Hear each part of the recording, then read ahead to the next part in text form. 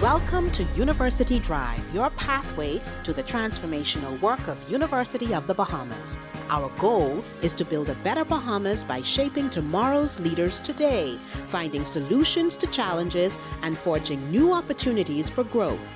University Drive, where faculty, staff, students, and alumni travel the road of progress together with you.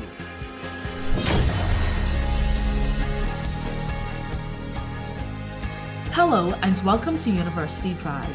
I'm your host, Nikki Bo, and today I have the esteemed privilege of speaking with colleagues from the GTR Small Island Sustainability Institute.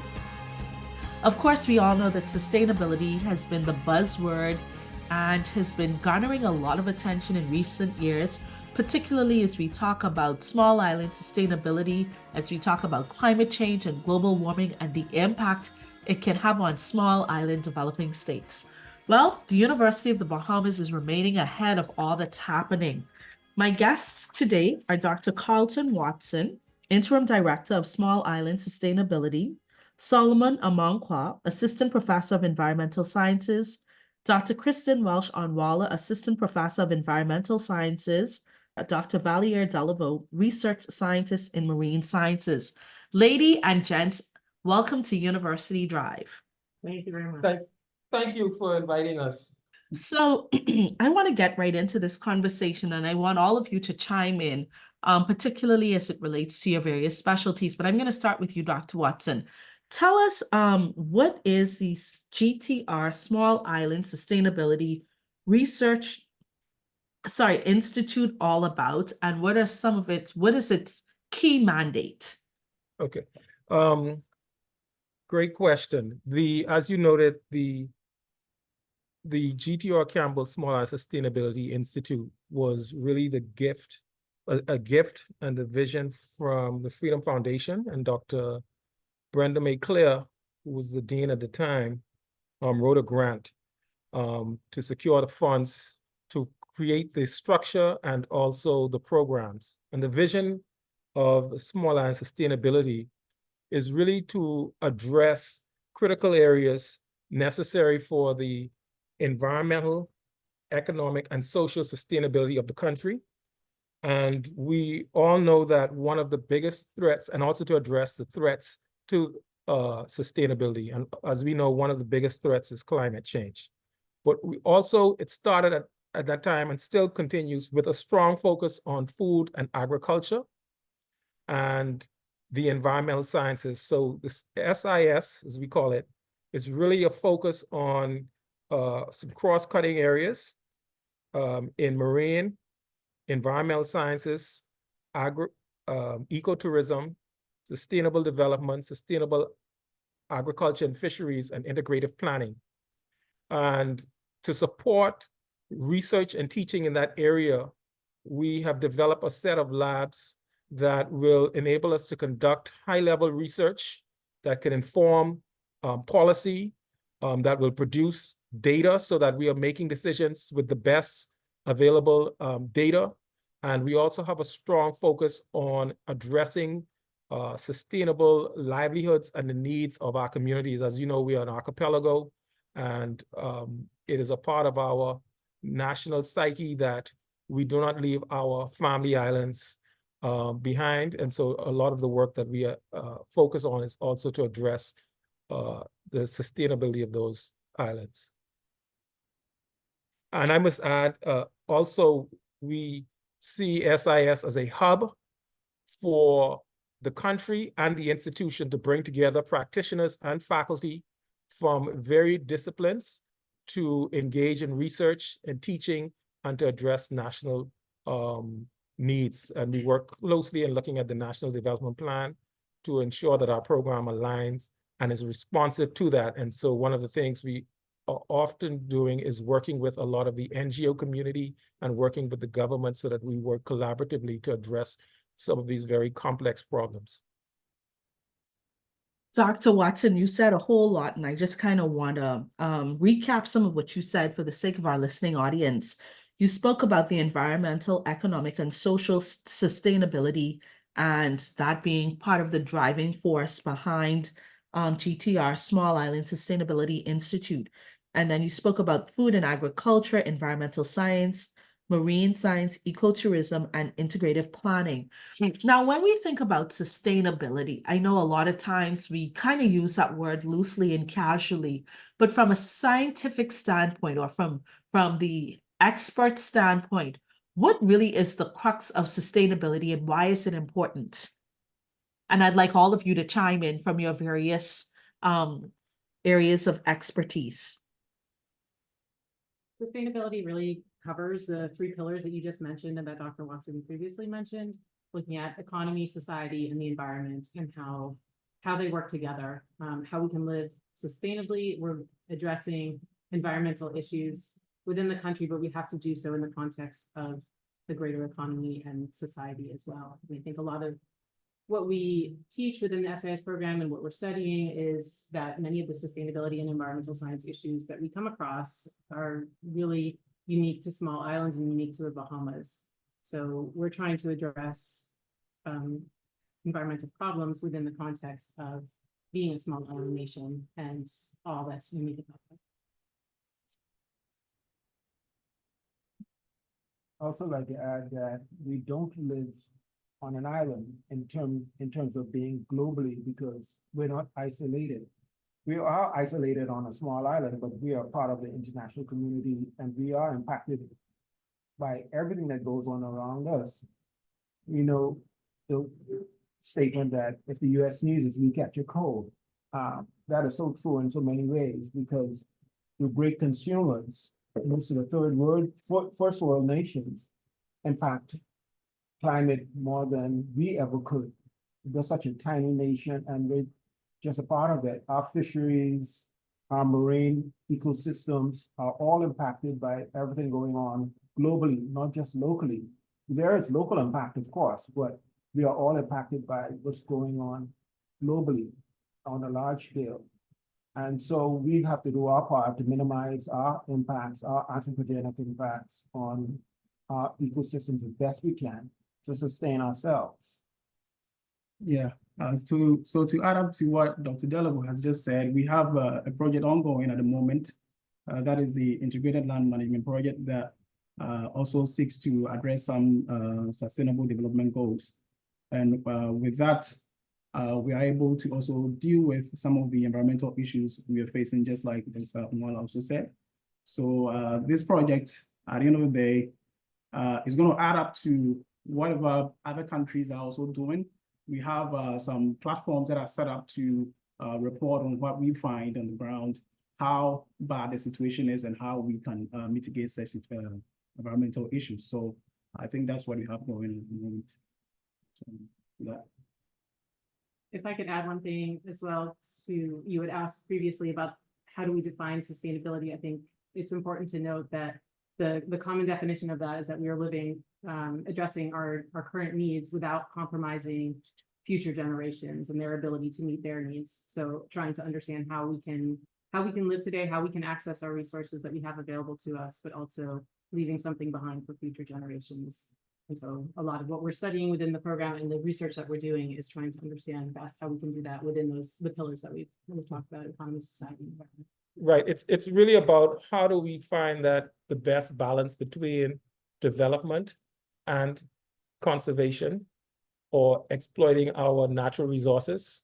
If we are out of balance in either extreme, then it's problematic. I mean, we could live in a society where we say we conserve everything and we don't want to disrupt the environment. But how far are we willing to take that? If we take a logical extension, does that mean we can't build houses? Because whenever we build a house, we typically will disturb what might have been some environmental significance for animals or the like, or the environment. We all use resources and we all want to have our high-tech gadgets. We all want to live comfortably. Well, all of the resources we use, the physical resources we use, they come from the earth. And so we can't swing to one side where we're saying we're not going to do anything. But on the other hand, we also don't want to go to the extreme where we're just using up all of the resources in a way that's destructive to the planet, humans, animals, and the environment, at the expense that later on we find ourselves in a more precarious situation. So I have follow-up questions for each of you, and I kind of tried to extract nuggets that you shared as you were kind of, giving your input. And I'm going to start with Dr. Anwala, because she said, she kind of gave the definition, addressing current needs without negatively impacting future generations. So when we talk about, and then Dr. Watson, you spoke about that balance between development and conservation. So I'm going to tie this all in, or I'm going to try, and I'm going to depend on you guys because you're the experts, right? Dr. Anwala, you said that there are some environmental problems that are unique to small islands and the Bahamas. What are some of those environmental issues that are unique to small islands in the Bahamas? Because a lot of times, for those of us that are not experts, that are not in the field, a lot of times we're basing this off of hearsay or off of emotion or what we think, and not necessarily the research or the realities of what the scientists are seeing and the evidence that the scientific worlds may have. What are some of those problems and challenges that are unique to us? Sure. A lot of the issues that we're dealing with are because of our limited land space. So I'll take my area of expertise as an example. I'm a freshwater hydrologist. I think a lot of times living within this environment, we think we have plentiful access to water because we have water all around us. But the reality is that we have very limited water, fresh water that's available. If we want to convert our seawater, we do have desalination plants, but that requires an intense amount of energy. And that also contributes to greenhouse gas emissions and climate change. And we're trying to combat the issues related to climate change. So we have very limited fresh water that's naturally available to us, and we have to think about how we can best utilize those resources. So in the past, in particular, before we even had desalination, we were relying on drinking water that came from the ground within our freshwater lenses, but there's a very limited amount of that. And many islands that are not largely populated, like Nassau, are still relying on groundwater. And so that is an extreme challenge when you have essentially anything that's happening on the land can contaminate or can impact your groundwater. Another example is what I just mentioned with climate change. All countries are dealing with climate change, but we are an island, an archipelago with very low altitude, with very low elevation. And so as sea level rises, it impacts us even more significantly and more of our land space than larger countries. Looking back at freshwater, as I just mentioned, when you have sea level rise, then it can essentially contaminate your freshwater lens with seawater as the salt gets in, so you don't have freshwater sources available. So there's a lot of different challenges that span anything that we're looking at with the environmental sciences. It's really where a lot of those issues are exacerbated here being on a small island. And so a lot of our program and classes within our program focuses on those unique challenges. Thank you for that, Dr. Anwala.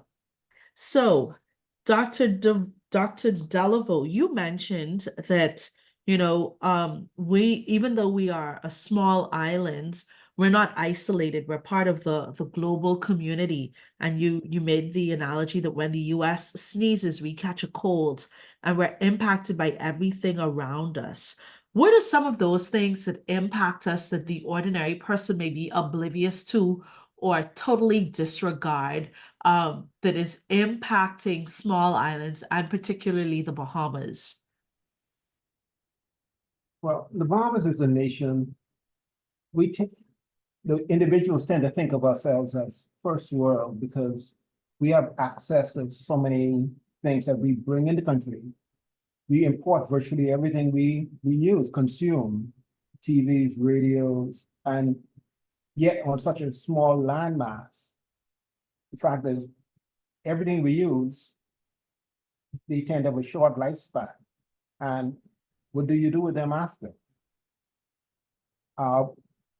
The ecological park has done such a great job in recent years reducing our footprint in terms of waste, pollution, all the rest of it, but we still have a very long way to go because our attitudes, packaging, everything has a space where it needs to go, has to be utilized, recycled in some way. And yet recycling is almost non-existent in this country. There's very little that is done, and we bring in everything, and that's a major challenge for us. So a lot of nations reuse waste products to produce energy. That's something we don't do on any kind of large scale. Then we have a long way to go in terms of being sustainable, ecologically and environmentally sustainable. There's so much we can do to offset pollution, waste, greenhouse gas reduction in the country. I think that's just the start of it, but there's a lot we need to do in terms of the marine environment. One of the big problems we have that it starts off globally is ocean acidification. And that impacts our fisheries in terms of shell production, of gastropods, crustaceans, the skeleton structures of many fish. Ocean acidification impacts those, slows the rates of growth, slows the rate of reproduction. And so we are impacted in many ways, but we don't contribute much to that in terms of the ocean acidification. There's very little we do to cause that, but we are certainly impacted by it. So that's just one of the ways that we need to be aware of and do what we can to support conservation, recycling methods, whatever we can do to reduce our losses in that way. And Nikki, if I may add too, Certainly. if you talk about how we're impacted by outside of the Bahamas, when we look at how our economy is set up, a large part of our economy, as we know, the largest portion, we are tourism-based economy. And so there are unique challenges just with regular land-based folks who fly in, the footprint. But when we think about cruise ships, right, and the potential impacts, negative impacts to our marine environment from waste, and that is something that we have to deal with, and that's something that we have to balance. I don't think there's any conclusion on this, but there has been some studies elsewhere in similar jurisdictions that are investigating whether one of our biggest threats we are facing now is stony tissue, coral tissue loss disease, SCTLD. And there are some theories that waste may be the source of that, human waste potentially from ships. Again, it's not conclusive, but there's a thought to that. But certainly we know that independent of that pollution from ships, whether they are cruise ships, whether they are oil tankers, is a constant threat and hazard that we have to deal with. Throw into the mix the risk of hurricanes and other extreme weather events, as we saw in Grand Bahama, then we can also have, the interaction between, the natural and, natural disaster and oil, like what happened with the Equinor and oil spill and the like. So we are very vulnerable, but at the same time, we depend on certain kinds of conditions for our tourism product to actually grow and flourish. So we have to try and balance that. You guys have said so much and given so much insight. I don't want to leave Dr. Amankwa out of this because he spoke about this integrated lands management project. Why is it important when we talk about sustainability and land? Like, I believe that in like 10 years, 15 years, like land on New Providence is almost going to be vacant land is almost going to be non-existent, right? Why is it important for us to look at lands management or integrated lands management as a part of sustainability practices? All right, that is a great question.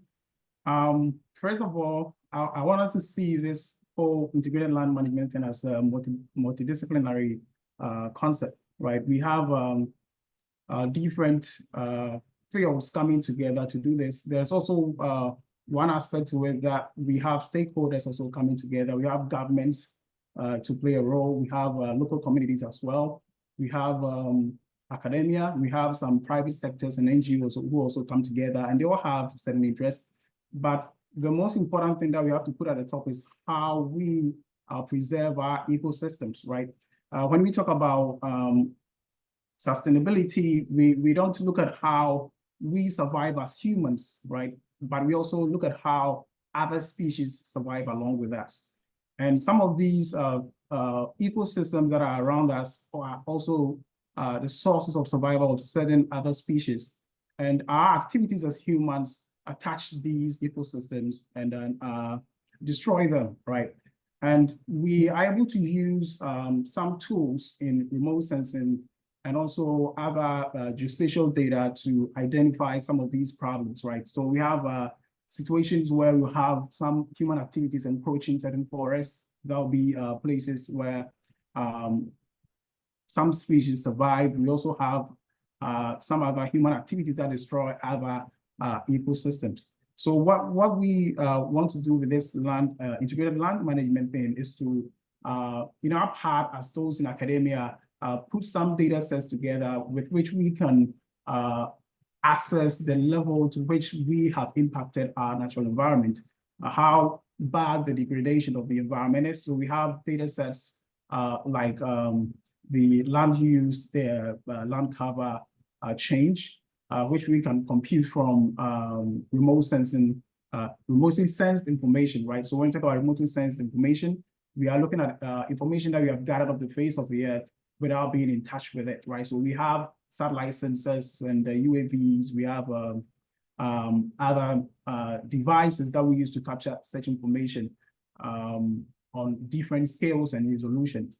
And that way we are able to tell what kind of changes are happening on the surface, how that is impacting the ecosystem, how that is degrading the land, and we can see what policy decisions we can make from the findings over here. So like I said, we have different stakeholders coming together, right? So we play our part, we hand it over to the government or any other private sector or NGO institutions that need that kind of information to make their decisions as to how they impact the environment. So all of these parts come together to help make sure that our environment is preserved, at least in a way that all species can survive. And that way we know that we are also contributing our part. We that are alive on this planet now, we are contributing our part to make sure that the environment stays the same way or close to the way it was originally for the future generation. Thank you very much for that. So we are approaching our first break, and you guys have all given very good information. When we come back on the other side of the break, I want us to delve into the program offerings of the Small Island Sustainability Institute and the specific areas of study, how it is going to benefit not only our students, but also our country, the research opportunities, faculty research, getting students involved in research, and all of that great stuff. So we take our first break here on University Drive. We'll be right back.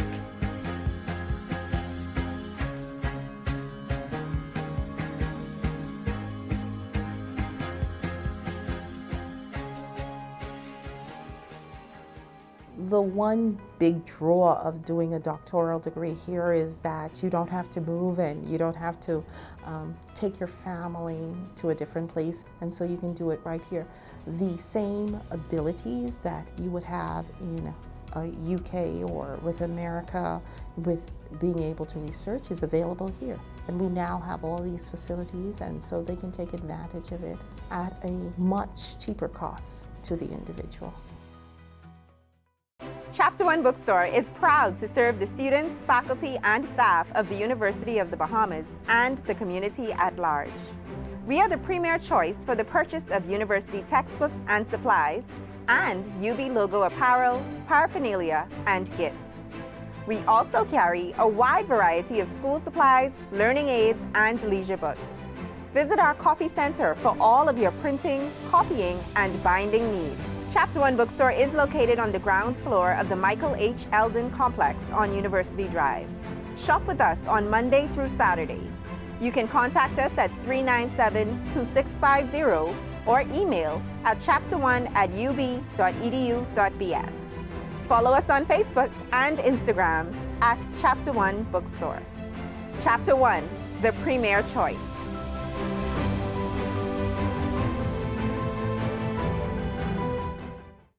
My name is Jeannie Gibson. I'm the policy assistant here at the Government and Public Policy Institute. The series that we normally do on a quarterly basis, one of those is Meet the Policymakers series, is to actually engage the policymakers to discuss relevant policies to what's going on relating to those policies here in the country, as well as to give the public an opportunity to hear and actually discuss it with the policymakers.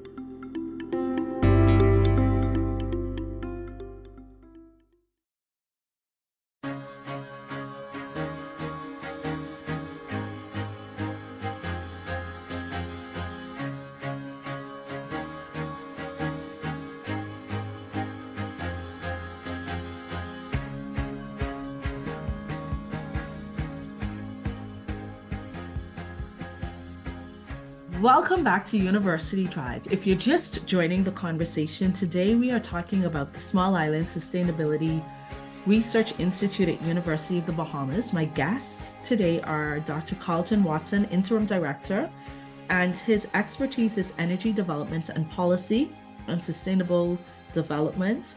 Solomon Amankwa, Assistant Professor, Environmental Sciences, and his expertise is remote sensing, geographic information systems, and disaster management.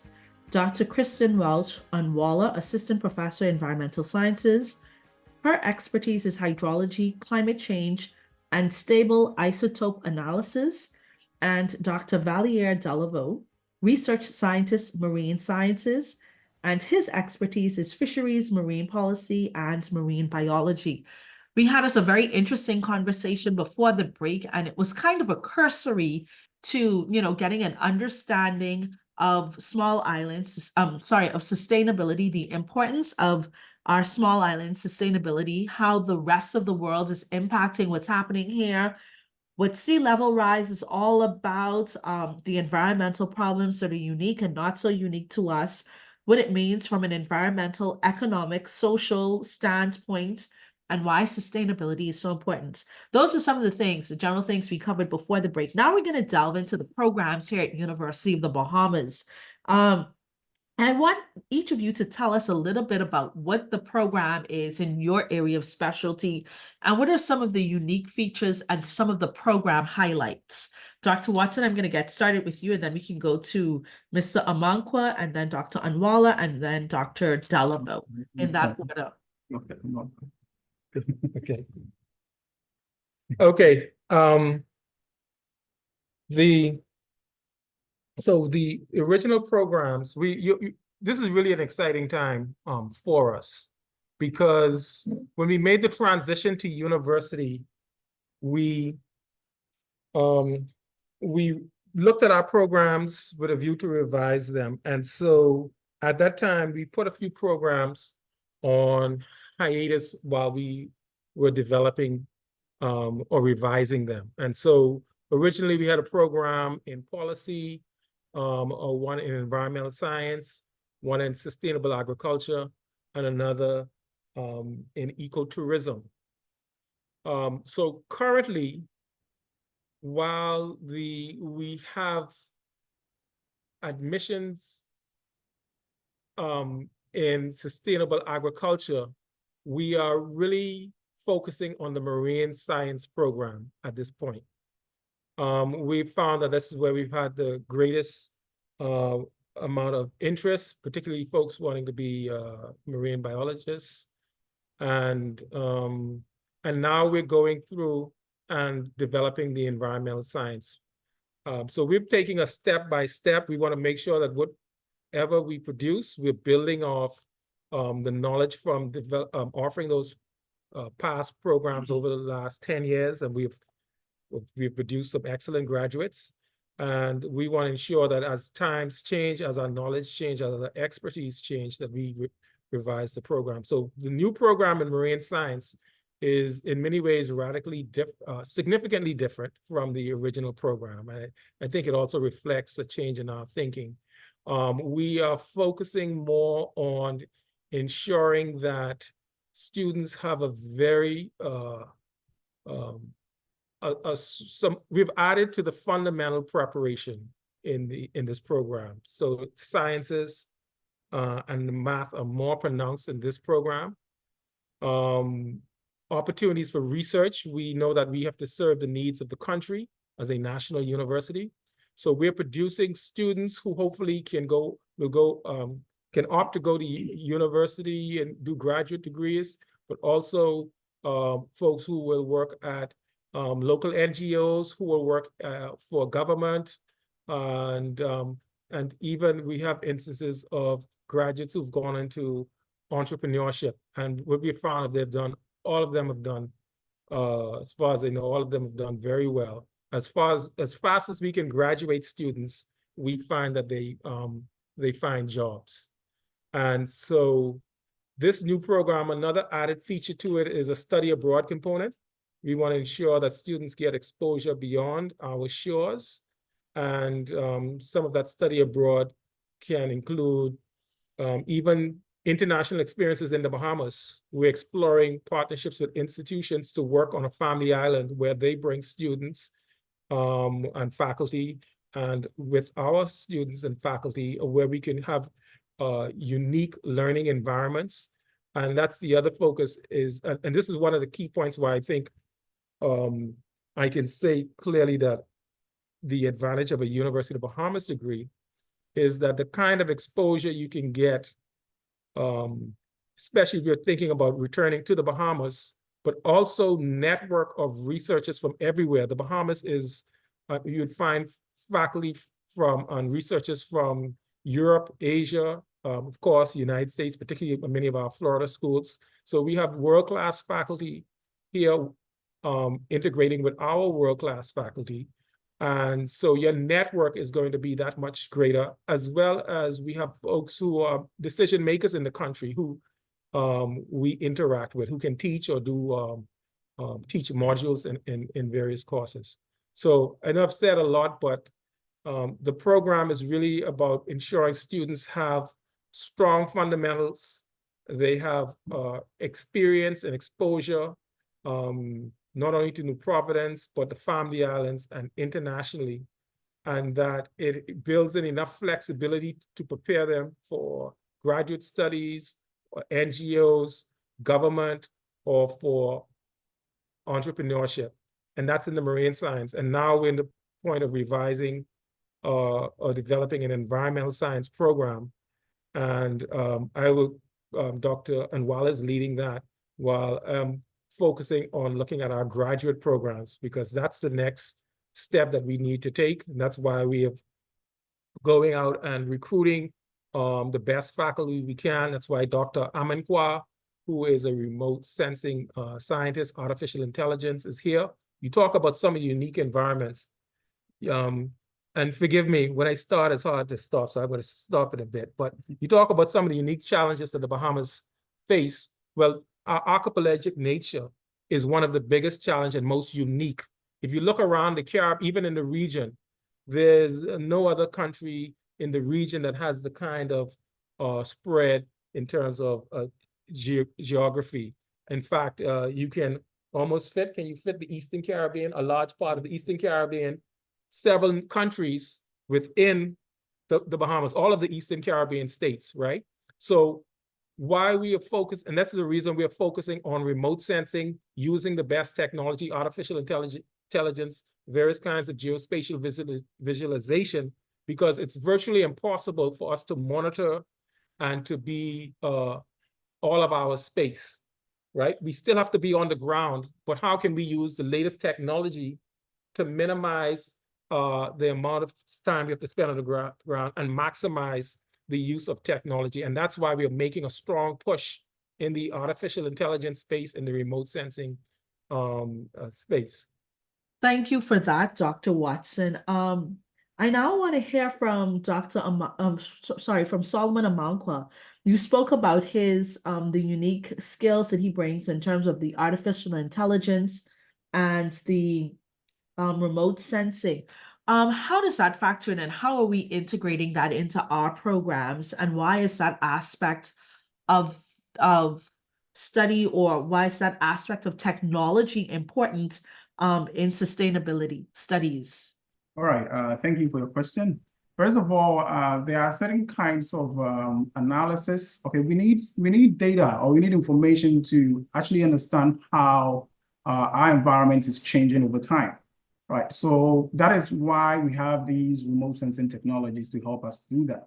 There are some places that we will not be able to reach, right? We will not be able to reach. But when we have some sort of remote sensing technology like these satellites, we are able to reach these places, right? So sometimes if you want to do some kind of monitoring, environmental monitoring, you need remote sensing data. Dr. Watson talked about something like oil spills and all that. And sometimes these are not very feasible if you want to be on the ground. You have to use remotely sensed data, right? So we are integrating this into the program because students will learn how to capture and analyze these kinds of data sets for environmental monitoring and even for some kind of disaster management, right? So we know the kind of unique nature that the Bahamas has. Dr. Watson just mentioned it. But when you look at the geography of the Bahamas, we see it is generally a low-lying area, and we know how the Bahamas is also prone to some of these hurricanes and all these natural disasters. We can use remote sensing data sets to be able to predict some of these things before they happen. We can also use these data sets to also understand the impact. We can understand where and to what extent some of these disasters are going to hit, right? So students need some of these skills to be able to do some of these kinds of analysis, which we know will safeguard the lives of Bahamians and their property and everything that concerns them. Thank you for that. Very critical information and integrating technology, because we know that the way of the world now is moving into technology. So it's good to know that our students, and then you spoke about remote areas and not being able, humans not necessarily being able to access those areas, but using the technology to access those so that research or gathering information is not hindered by lack of access. Dr. Anwala, we're going to turn things over to you now. And your area of specialties, you spoke about being a freshwater hydrologist. What does that mean for the person that has never heard that term before? That means that my focus is freshwater, so not looking at ocean water, and essentially how water moves through the landscape from rain to the point when it goes into the soils and entering groundwater, and how much we have, essentially how much water we have available to us as humans and how much is available on the land. An example of taking this area of expertise and how we address issues in the Bahamas. I have an upcoming research project this summer in which we're investigating the impacts of Hurricane Dorian on the freshwater lens in Grand Bahama. So prior to Hurricane Dorian in 2019, the entire island relied on groundwater for its drinking water source. And then when the hurricane came through, parts of the island were covered in essentially ocean water up to 22 feet in some areas. So that mixed with the freshwater lens that had naturally occurred over decades, and then the freshwater lens was no longer available. So everybody within the island did not have any drinking water available to them. So we're trying to study over time, how does that freshwater lens recover naturally? And we anticipate it's going to take decades. And because of that, the island had to pivot and find alternative drinking water sources. Immediately after the hurricane, we had to essentially ship in fresh drinking water. And they have since moved to desalination. But ideally, we're able to look at other islands and use this as an example for situations that may occur and better plan our drinking water sources, because in some islands, desalination is not feasible and it's not economically feasible given the population size that we have. Thank you very much. And Dr. Delaveau, it's your turn now. Marine policy, fisheries, marine biology.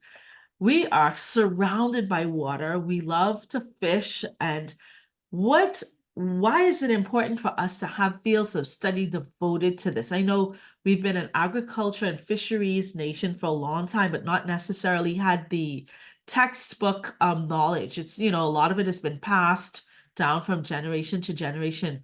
Why is it important to have university level or tertiary level education devoted to these things, and how is that going to benefit us in the future?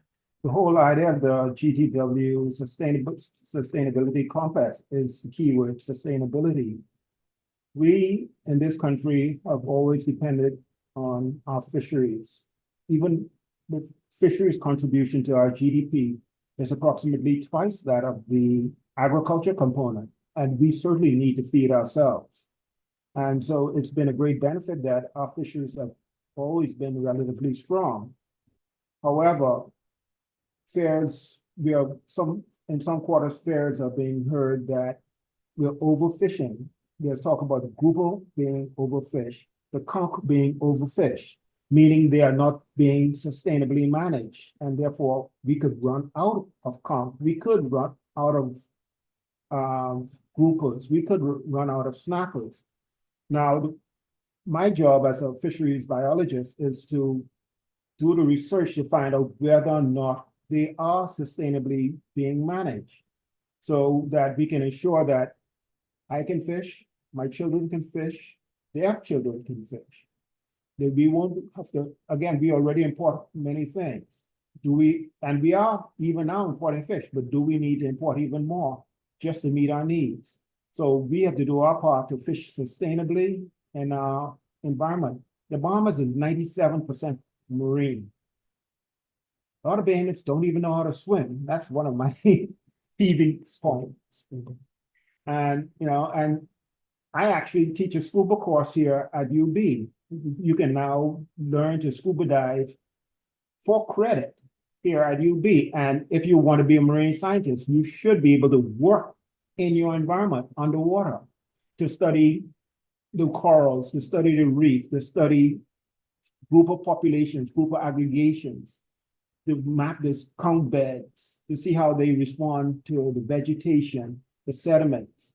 All of these are important components that we take for granted right now, but we need to know for certain whether or not we are managing those resources sustainably. So it's very important for us as the local fisherman to know that he's doing a job not over-harvesting, not catching minimum resources below a minimum size, because he might question, why is there a minimum size? And we want to provide the proper advice to government as to give them the management tools they need or the rules they should adopt so that they are and can set rules in place so that the resources can be sustainably managed. That's a key component, and we've taken it for granted for so long. One of the things I've always said is the Bahamas' saving grace has been our sheer size. As you mentioned earlier, the Bahamas stretches from Puerto Rico all the way down to Trinidad and Tobago. The entire Eastern Caribbean can fit within this one country. And yet our population is still relatively small. I mean, island of Trinidad and Tobago, which is less than the size of Andros, has over 1 million people on it. Jamaica, which is slightly larger than the Bahamas, but has over 2 million people on it. And we're approaching 500,000 now. And so we've taken the available resources for granted, thinking that because our country is so large and our population is so small, we can harvest without care of managing our resources sustainably. And I think that's something we really need to pay attention to and act toward so that we can manage our resources and so that, as I said, our children and our children's children will still have our resources available. Lady and gents, we have to take another break here on University Drive. When we come back, I want us to talk a little bit more about the future prospects of SIS. How do we get students that are in high school interested in marine science, interested in hydrology, interested in small island sustainability, exposing our students to that, getting parents aware, making them aware, providing them with employment, information about employment opportunities, because a lot of people are like, well, you know, where can I find employment as it relates to this? You guys shared a whole lot of things, but I think a lot of times students in high school in particular are not able to connect the dots between the studies and careers unless they've been exposed to that. So I want us to share information with our listening audience so that they can now be the mouthpiece for us about getting information out there and encouraging students to enroll in this program and to pique their interest. We take this quick break. We'll be right back on University Drive.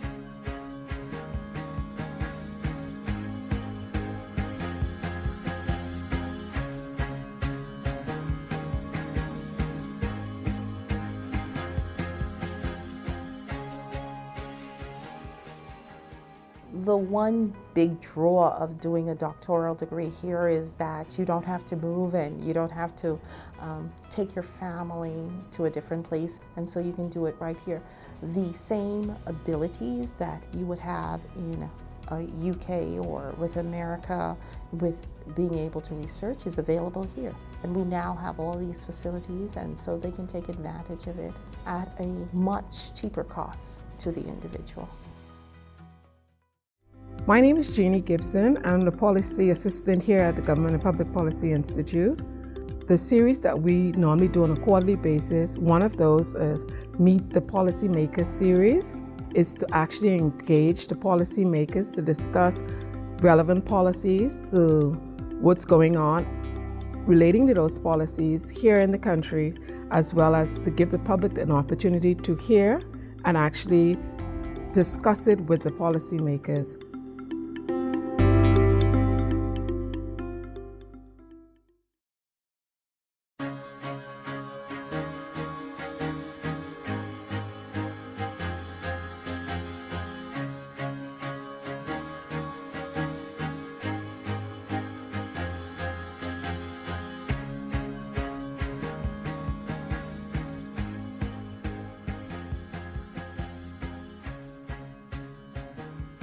Welcome back to University Drive. I'm your host, Nikki Bow, and today we are talking about small island sustainability and the Research Center here at University of the Bahamas. I'm joined by Dr. Carlton Watson, Solomon Amankwa, Dr. Kristen Welsh-Onwala, and Dr. Valier Delvo.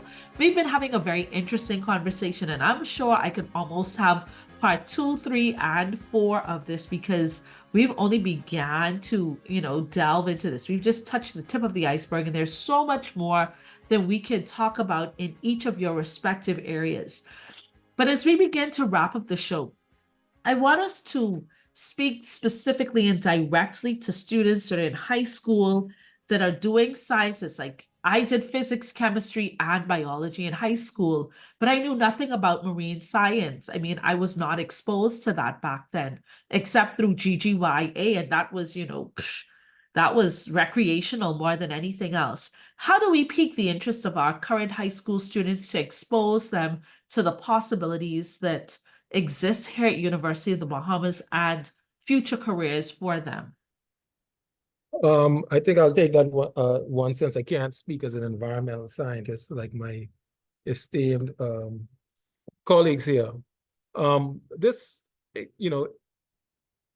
interview, this show, and similar shows, I think is a great avenue to get the word out. But I also want people who may not be aware that at one point we had a very thriving, until we stopped when we had a pause in the program. So to a great deal, I'm not as concerned about convincing students to go into the marine and environmental sciences as I may have been, say, 10 years ago, when we found that most of the biology students wanted to do medicine or some allied health field.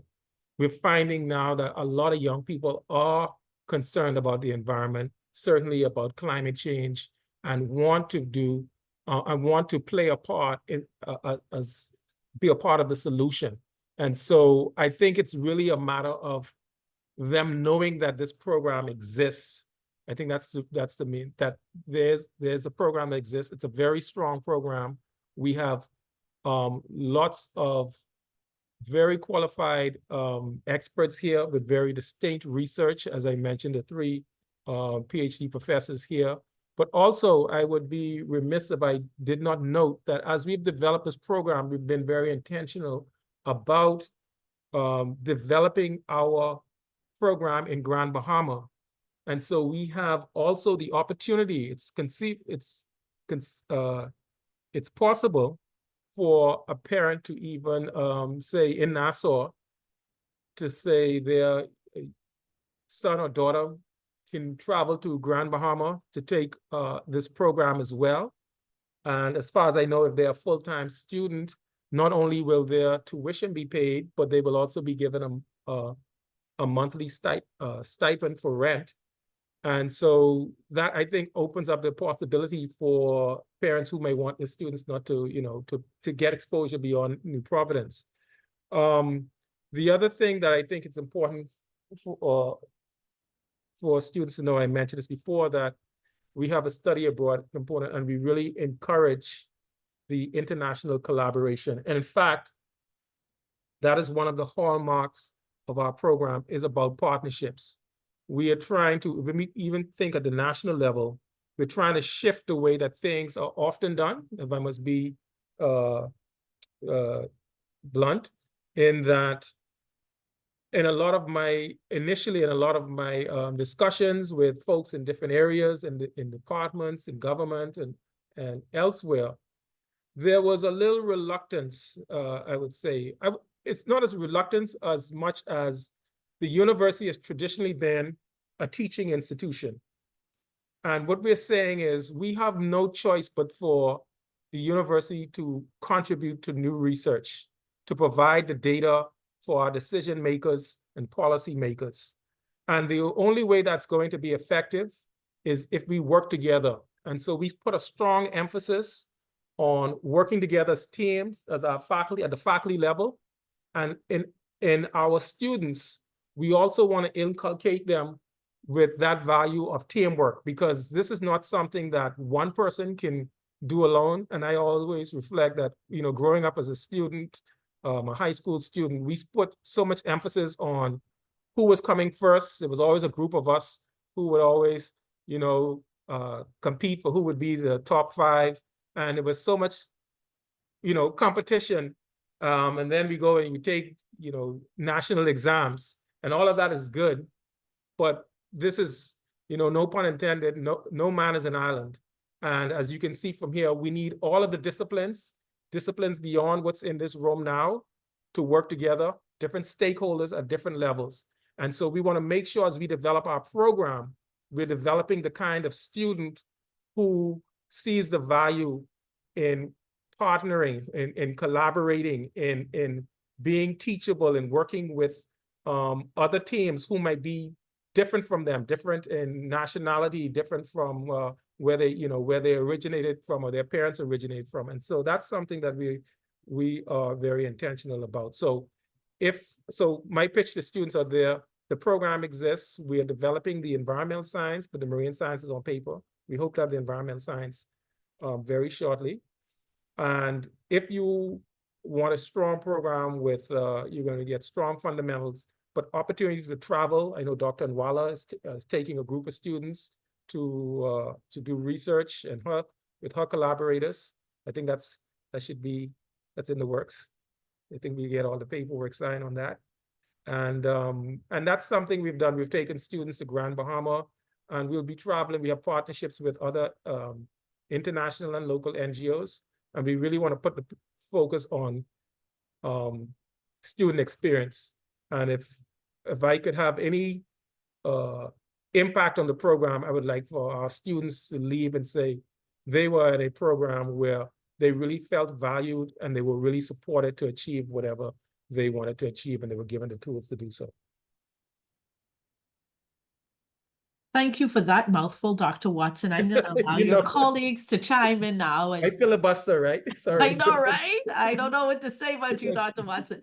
But anyways, I'm going to allow your colleagues to chime in and talk about their areas and what they would say to that prospective student who may have an interest but not be certain. How would you encourage them and their parents to take advantage of the program offerings and opportunities here at University of the Bahamas?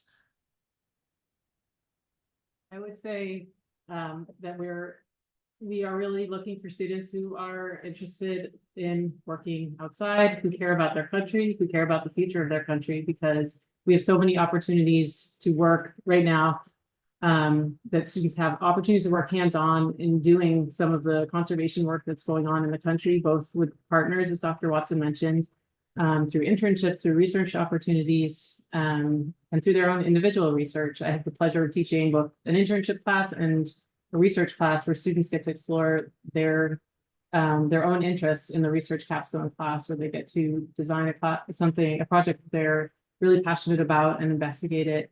And in the internship class, students get to work in opportunities all over the islands, and explore their areas of interest.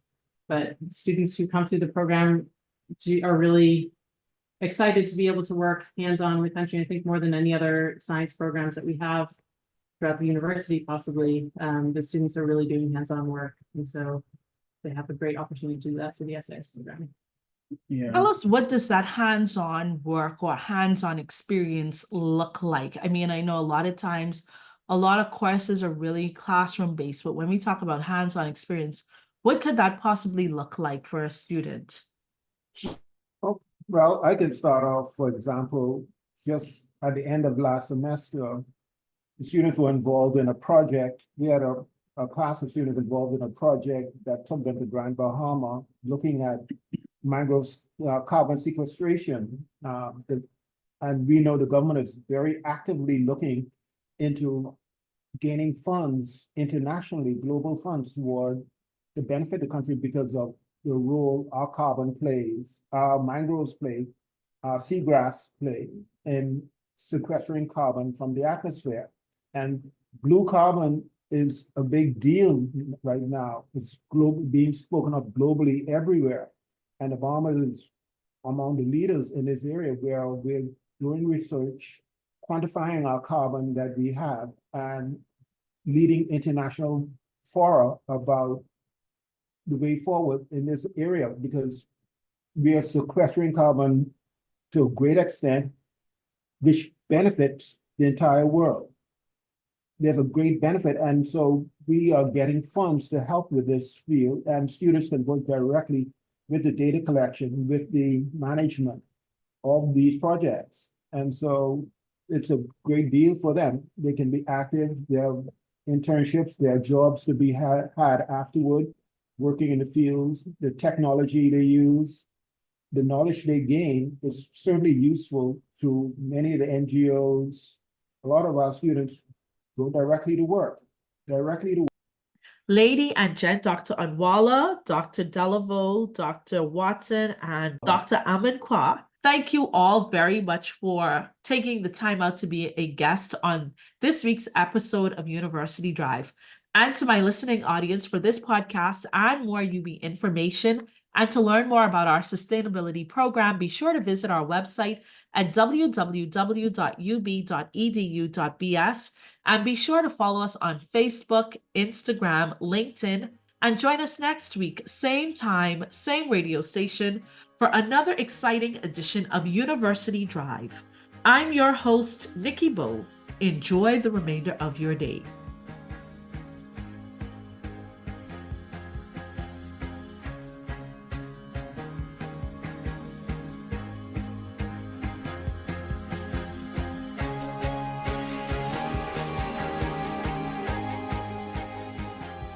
University Drive is a production of the Office of University Relations and the Communications and Creative Arts Academic Unit at University of the Bahamas. All rights reserved.